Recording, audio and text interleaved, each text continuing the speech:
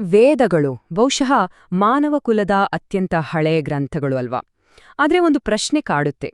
ಸಾವಿರಾರು ವರ್ಷಗಳಿಂದ ಅವುಗಳ ನಿಜವಾದ ಅರ್ಥ ನಮ್ಮ ಕೈಗೆ ಸಿಕ್ಕೇ ಇಲ್ವಾ? ಅದು ಮರೆತೋಗಿದ್ಯಾ? ಇದು ಕೇವಲ ಹಳೆ ಕಾಲದ ಪೂಜೆ ಪುನಸ್ಕಾರಗಳ ಬಗ್ಗೆ ಹೇಳೋ ಪುಸ್ತಕನಾ?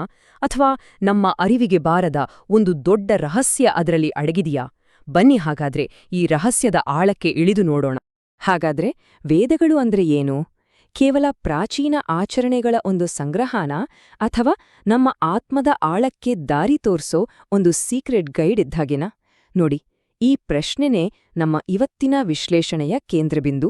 ಅದರ ಉತ್ತರ ನಾವು ಊಹಿಸೋದಕ್ಕಿಂತ ತುಂಬಾನೇ ಆಳವಾಗಿದೆ.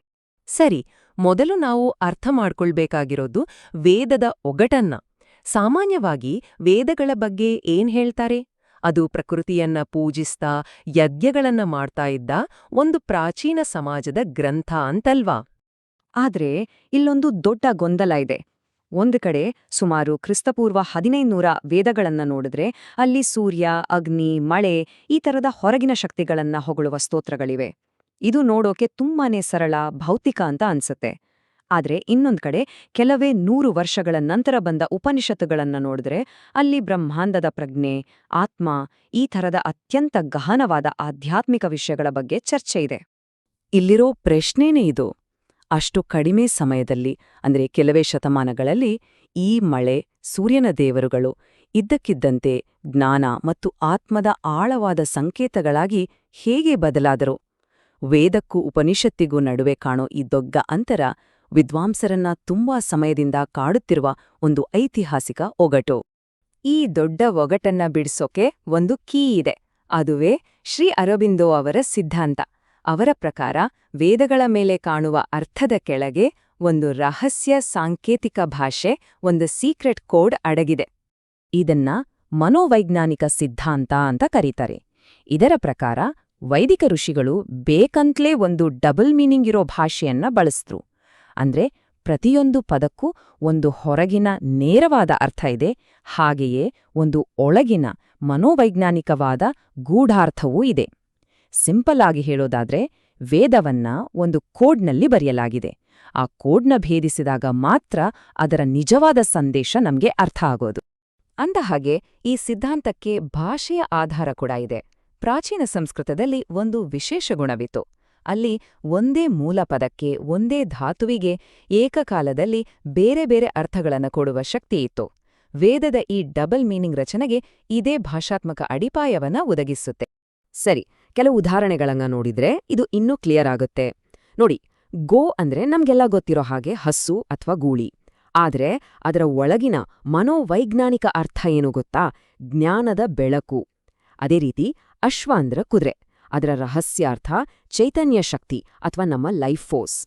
ಇನ್ನೂ ಇಂಟ್ರೆಸ್ಟಿಂಗ್ ಅಂದ್ರೆ ಋತಂ ಅನ್ನೋ ಪದ. ಸಾಮಾನ್ಯವಾಗಿ ಯಜ್ಞ ಅಥವಾ ನೀರು ಅಂತಾರೆ. ಆದ್ರೆ ಅದರ ಆಳವಾದ ಅರ್ಥ ಸತ್ಯ, ದೈವಿಕ ನಿಯಮ. ಯಜ್ಞದಲ್ಲಿ ಬಳಸೋ ಘೃತ ಅಂದ್ರೆ ತುಪ್ಪ ಅಂತ ಗೊತ್ತು. ಅದರ ಸಾಂಕೇತಿಕ ಅರ್ಥ ಚಿಂತನೆಯಲ್ಲಿರೋ ಸ್ಪಷ್ಟತೆ. ನೋಡಿ, ಈ ಹೊಸ ಅರ್ಥಗಳನ್ನಿಟ್ಟು ವೇದದ ಸೂಕ್ತಗಳನ್ನ ಓದಿದ್ರೆ ಅದರ ಇಡೀ ಚಿತ್ರಣವೇ ಬದಲಾಗಿ ಹೋಗುತ್ತೆ. ಅದ್ಭುತ ಅಲ್ವಾ? ಶ್ರೀ ಅರಬಿಂದೋ ಅವರೇ ಈ ಬಗ್ಗೆ ಹೀಗೆ ಹೇಳ್ತಾರೆ. ವೇದದ ಒಳಗೆ ಯಜ್ಞದ ಕಲ್ಪನೆ ಸಾಂಕೇತಿಕ ಅಂತ ಹೇಳೋ ಸೂಕ್ತಗಳಿವೆ ಅಂತ ನಾನ್ ಕಂಡ್ಹಿಡ್ದಿದ್ದೇನೆ. ಹೆಚ್ಚಿನ ಸೂಕ್ತಗಳಲ್ಲಿ ಹುಷಾರಾಗಿ ಮುಚ್ಚಿಟ್ಟಿರೋ ಈ ಅರ್ಥವನ್ನ ಕೆಲವು ಕಡೆ ಅವರೇ ಸ್ವಲ್ಪ ಕ್ಲಿಯರ್ ಆಗಿ ಹೇಳಿದ್ದಾರೆ. ಅಂದ್ರೆ ಯಜ್ಞ ಅನ್ನೋದು ಒಂದು ಸಿಂಬಲ್ ಅಂತ ವೇದದ ಒಳಗೇನೆ ಸುಳಿವುಗಳಿವೆ. ಓಕೆ, ಈ ಮನೋವೈಜ್ಞಾನಿಕ ಕೀಯನ್ನ ಬಳಸಿದಾಗ ವೇದಗಳಲ್ಲಿರೋ ಕಥೆಗಳು, ಯುದ್ಧಗಳು ಎಲ್ಲವೂ ನಮ್ಮ ಮನಸ್ಸಿನೊಳಗಿನ ಒಂದು ಯುದ್ಧಭೂಮಿಯಾಗಿ ತೆರೆದುಕೊಳ್ಳುತ್ತೆ. ನೋಡಿ, ಸಾಂಪ್ರದಾಯಿಕವಾಗಿ ಏನ್ ಹೇಳಲಾಗತ್ತೆ?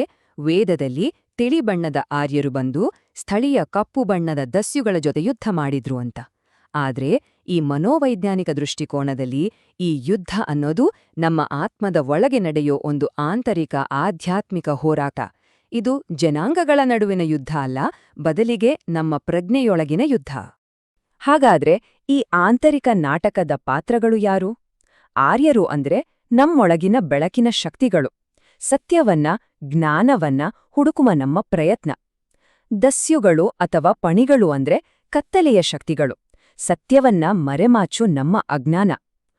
ಆ ಕಳುವಾದ ಹಸುಗಳು, ಅವು ನಿಜವಾದ ದನಕರುಗಳಲ್ಲ, ಬದಲಿಗೆ ನಮ್ಮ ಉಪಪ್ರಜ್ಞೆಯ ಕತ್ತಲೆಯಲ್ಲಿ ಅಡಗಿ ಹೋಗಿರೋ ದೈವಿಕ ಜ್ಞಾನದ ಕಿರಣಗಳು. ಈ ಕೋಡನ್ನ ಅನ್ವಯಿಸಿದಾಗ ವೇದದ ನಿಜವಾದ ಗುರಿ ಏನು ಅನ್ನೋದು ಸ್ಪಷ್ಟವಾಗುತ್ತೆ. ಅದುವೇ ಪ್ರಜ್ಞೆಯ ಮೂಲಕ ಒಂದು ಮಹಾನ್ ಪ್ರಯಾಣ. ಇದರ ಅರ್ಥ ಏನು ಅಂದ್ರೆ, ವೈದಿಕ ಯಜ್ಞ ಅನ್ನೋದು ಕೇವಲ ಬೆಂಕಿಗೆ ಏನನ್ನೋ ಹಾಕೋ ಆಚರಣೆ ಅಲ್ಲ. ಅದೊಂದು ಆಂತರಿಕ ಪ್ರಯಾಣ, ಅಸ್ತಿತ್ವದ ಬೇರೆ ಬೇರೆ ಹಂತಗಳನ್ನ ದಾಟಿ ಮೇಲಕ್ಕೇರುವ ಒಂದು ಆರೋಹಣ.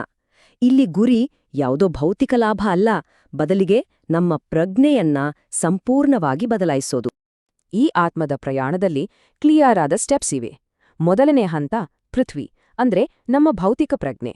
ಎರಡನೇ ಹಂತ ಅಂತರಿಕ್ಷ, ಅಂದ್ರೆ ನಮ್ಮ ಪ್ರಾಣಶಕ್ತಿ ಮತ್ತು ನರಮಂಡಲದ ಪ್ರಜ್ಞೆ. ಮೂರನೇ ಹಂತ ದ್ಯೋಸ್, ಅಂದ್ರೆ ಶುದ್ಧವಾದ ಮಾನಸಿಕ ಪ್ರಜ್ಞೆ. ಕೊನೆ ನಾಲ್ಕನೇ ಹಂತ ಋತಂ ಬೃಹತ್, ಅಂದ್ರೆ ಸತ್ಯಪ್ರಜ್ಞೆಯ ಒಂದು ಅತಿಮಾನಸಿಕ ಲೋಕ, ಅದೇ ಅಮರತ್ವದ ಸ್ಥಿತಿ. ಹಾಗಾದ್ರೆ ಈ ಎಲ್ಲ ಅಂಶಗಳನ್ನ ಒಟ್ಟಿಗೆ ಸೇರಿಸಿ ನೋಡಿದಾಗ ವೇದದ ನಿಜವಾದ ಉದ್ದೇಶ ಏನು ಅಂತ ಗೊತ್ತಾಗತ್ತೆ. ಶ್ರೀ ಅರಬಿಂದೋ ಅವರ ವ್ಯಾಖ್ಯಾನದ ಪ್ರಕಾರ ವೇದ ಅನ್ನೋದು ಹಳೆಯ ಸ್ತೋತ್ರಗಳ ಪುಸ್ತಕ ಅಲ್ಲ, ಬದಲಿಗೆ ಅದು ಆಧ್ಯಾತ್ಮಿಕವಾಗಿ ವಿಕಾಸ ಆಗೋಕೆ ಇರೋ ಒಂದು ಲೈವ್ ಮ್ಯಾನ್ಯುಯಲ್. ಪ್ರತಿಯೊಬ್ರೂ ತಮ್ಮ ಪ್ರಜ್ಞೆಯನ್ನ ಉನ್ನತ ಮಟ್ಟಕ್ಕೆ ಏರಿಸೋಕೆ ಬಳಸಬಹುದಾದ ಒಂದು ಮಾರ್ಗದರ್ಶಿ. ಇದು ವೇದವನ್ನ ನೋಡೋ ದೃಷ್ಟಿಯಲ್ಲೇ ಒಂದು ದೊಡ್ಡ ಬದಲಾವಣೆ ತರುತ್ತೆ. ಕೊನೆಯದಾಗಿ ಅರಬಿಂದೋ ಅವರ ಮಾತುಗಳಲ್ಲಿ ಇದನ್ನ ಮುಗಿಸೋದಾದ್ರೆ, ಇದು ಬೆಳಕು ಮತ್ತು ಕತ್ತಲೆ, ಸತ್ಯ ಮತ್ತು ಅಸತ್ಯ, ಮೃತ್ಯು ಮತ್ತು ಅಮರತ್ವದ ನಡುವಿನ ಆಧ್ಯಾತ್ಮಿಕ ಶಕ್ತಿಗಳ ಹೋರಾಟದ ಸಂಕೇತವೇ ಆಗಿದ್ರೆ ಅದೇ ಇಡೀ ವೇದದ ನಿಜವಾದ ಅರ್ಥ. ನೋಡಿ, ಇಡೀ ವ್ಯಾಖ್ಯಾನದ ಸಾರಾಂಶವೇ ಈ ಮಾತಿನಲ್ಲಿದೆ. ಹಾಗಾದ್ರೆ ಪ್ರಾಚೀನ ಗ್ರಂಥಗಳಲ್ಲಿ ಇಂತಹ ಗುಪ್ತ ಆಳವಾದ ಪದರಗಳಿದ್ರೆ ಕೇವಲ ವೇದ ಮಾತ್ರ ಅಲ್ಲ, ಜಗತ್ತಿನ ಬೇರೆ ಬೇರೆ ಜ್ಞಾನ ಪರಂಪರೆಗಳಲ್ಲಿ ನಾವು ಇನ್ನೆಂತಹ ರಹಸ್ಯಗಳನ್ನ ಕಳೆದುಕೊಂಡಿರಬಹುದು? ಈ ಪ್ರಶ್ನೆ ನಮ್ಮೆಲ್ಲರನ್ನೂ ಮತ್ತಷ್ಟು ಚಿಂತನೆಗೆ ಹಚ್ಚುತ್ತೆ ಅಲ್ವಾ?